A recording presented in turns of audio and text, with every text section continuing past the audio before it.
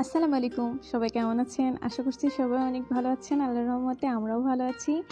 আর আগের দিন কিছু ভিডিও আমি শেয়ার করেছিলাম সুবা নিয়ে। তো আজকে আমি সবগুলো বানিয়ে একবার ভিডিও করে ফেললাম। দেখুন তো আমার সুবা গাছটা কত সুন্দর লাগছে, তাই না?